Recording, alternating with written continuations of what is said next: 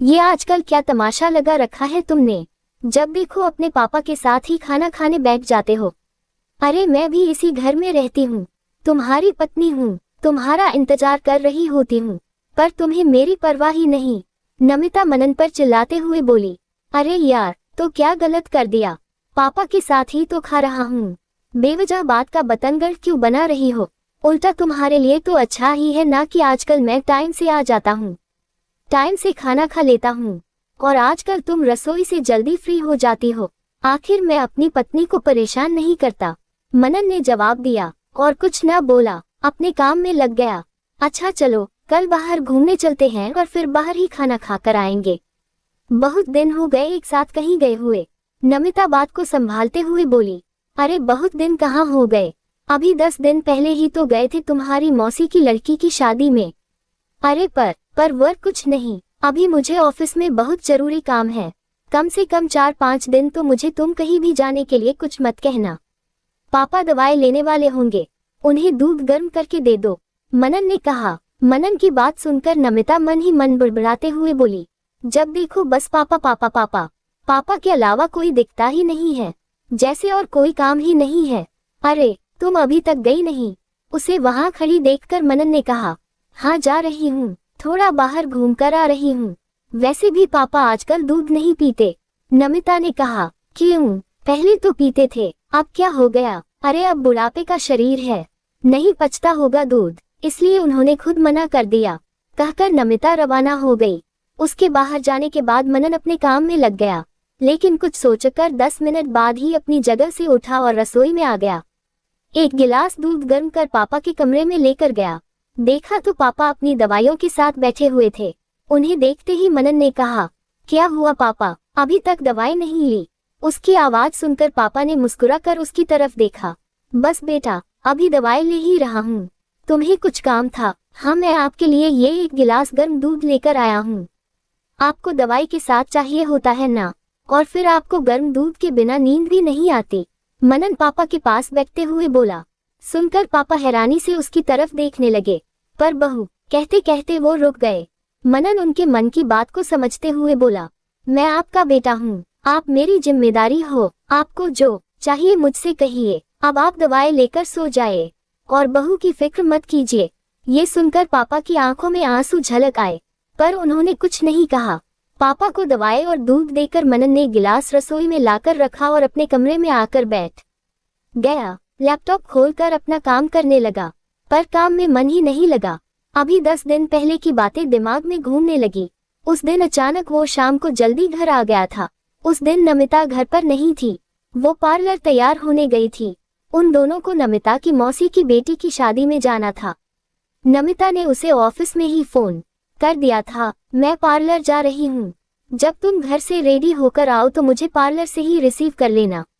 नमिता को पूरा विश्वास था कि मनन तो 8 बजे तक पहुंचेगा, पर मनन तो आधे घंटे बाद ही घर पहुंच गया। दरवाजा खोलकर अंदर गया तो देखा तो पापा खाना खा रहे थे। हाँ, पापा अक्सर इस टाइम पर खाना खा लेते थे। अभी वो अंदर कमरे में जा ही रहा था कि उसका ध्यान पापा की खाने की थाली पर गया, तो देखा उसमें ठंडी रोटी और पतली सी दाल रखी हुई है। पापा ये कैसा खाना खा रहे हो आप? ठंडी रोटी और पतली दाल, ना कोई एक और सब्जी है और ना ही सलाद है, ऐसे कैसे खाना खा रहे हो आप? क्या नमिता खाना बनाकर नहीं गई? उद्धरण चिन्ह। मनन ने पूछा। बेटा खाना यही रखा था तो। पापा ज्यादा कुछ नहीं बोले। 1 मिनट रुको आप, कहकर मनन रसोई में गया। देखा तो खाना बना ही नहीं था। उसने उसी समय नमिता को फोन लगाया। उसके फोन उठाते ही उसने कहा। अरे नमिता, मैं ये पूछ रहा था कि हम दोनों तो पार्टी में जा रहे हैं, तुम पापा के लिए खाना तो तैयार करके आ गई हो ना? कैसी बात कर रहे हो मनन, क्या तुम्हें मुझ पर विश्वास नहीं है? मैं खाना बना भी आई हूँ, पापा जी को खिलाकर भी आ गई हूँ। तुम तो 8 बजे घर पहुंचकर तैयार होकर मुझे लेने आ जाना। नमिता पूरे विश्वास के साथ बोली। इसके बाद नमिता ने फोन काट दिया। इधर मनन वापस पापा के पास आया और बोला। पापा आप हर रोज ऐसा ही खाना खाते हो? हाँ बेटा, पर तू बहू से कुछ मत कहना, नहीं तो फिर वो नाराज हो जाएगी, फिर वो मुझे खाना भी नहीं देगी। सुनकर मनन हैरान रह गया। उसे नमिता पर बहुत गुस्सा आ रहा था, पर उसने पापा से कहा। आप ये खाना मत खाओ, मैं आपके लिए गरम रोटी सेक कर लाता हूँ। अरे बेटा, तू ऑफिस से थका हारा आया है और अब मेरे लिए रोटी बनाएगा? रहने दे, मैं तो यही खा लूंगा। मुझे तो वैसे भी ठंडी रोटी खाने की आदत है। पापा मनन की बात पर मुस्कुरा कर बोले, नहीं पापा, मैं आपके लिए गरम रोटी बनाकर लाता हूँ, वैसे ही जैसे आप बचपन में मेरे लिए बनाते थे। आज आप मेरे हाथ की बनी रोटी खाए। उसके बाद मनन रसोई में गया और पापा के लिए आटा गूंथकर रोटी सेंकने लगा और उन्हें गर्मा गर्म रोटी परोसी। रोटी खाते हुए पापा की आंखों में आंसू आ गए। ये देखकर मनन उन्हें बाहों में भरते हुआ बोला, पापा आप रो रहे हो? बचपन में मम्मी के जाने के बाद आप भी तो रोज शाम को इसी तरह मुझे रोटी बनाकर खिलाते थे। मैंने एक दिन क्या रोटी बनाकर खिला दी तो आप उसी में रो पड़े। सुनकर पापा के चेहरे पर मुस्कुराहट आ गई और उन्होंने मनन को ढेरों आशीर्वाद दिए और बड़े ही चाव से रोटी खाने लगे। ये देखकर खुद मनन को भी बड़ा अफसोस हुआ कि कितने दिनों से पापा ये सब झेल रहे होंगे। वो तो नमिता पर कितना विश्वास करता था, इसलिए उसने तो कभी पूछा ही नहीं कि वो पापा की किस तरह से सेवा कर रही है। खैर, थोड़ी देर बाद रसोई की सफाई कर मनन तैयार होकर नमिता को लेकर पार्टी में पहुंच गया, पर उसने इस बारे में नमिता से कोई बात नहीं की। वो जरा इस बात को देखना चाहता था कि नमिता किस हद तक उसके पापा के साथ व्यवहार कर रही है। दूसरे दिन शाम को उसने देखा कि पापा पानी से दवाई ले रहे हैं, जबकि पापा चाहे कितनी ही ठंडी रोटी खा ले लेकिन रात को दूध उन्हें गर्म ही चाहिए होता था। जब अपने कमरे में जाकर नमिता से दूध के लिए पूछा तो नमिता ने कहा, पापा जी ने दूध पी लिया है और दवाई लेकर सो गए हैं। तुमसे ज्यादा इस बात की फिक्र मुझे है। नमिता ने बड़े ही प्यार से कहा। अब तो मनन को पूरा विश्वास हो चुका था कि नमिता का व्यवहार पापा के लिए ठीक नहीं है और कितनी आसानी से वो झूठ बोल देती है, पर वो एक बहू से क्या उम्मीद करे जब वो बेटा होकर अपने पापा की सेवा नहीं कर पाया। इसलिए नमिता से लड़ने की जगह मनन ने इसका समस्या का हल ये निकाला कि इसके बाद से मनन चाहे कितना ही बिजी क्यों ना हो, पर रोज शाम को 7 बजे तक घर पहुंच जाता था और पापा के साथ ही खाना खाने बैठ जाता।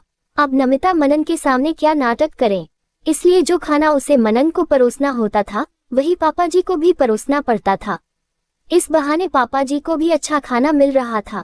अब वो सुबह का नाश्ता और रात का खाना पापा के साथ ही खाता था। दोपहर में उन्हें खाना ना भाई या उन्हें कुछ खाना हो तो उसके लिए अलग से खाने पीने का सूखा सामान लाकर उनकी ही अलमारी में रख दिए थे। जानता था कि नमिता तो उनके कमरे में आएगी नहीं, यहाँ तक कि रात को मनन खुद अपने हाथों से दूध गर्म करके पापा को दे जाता था।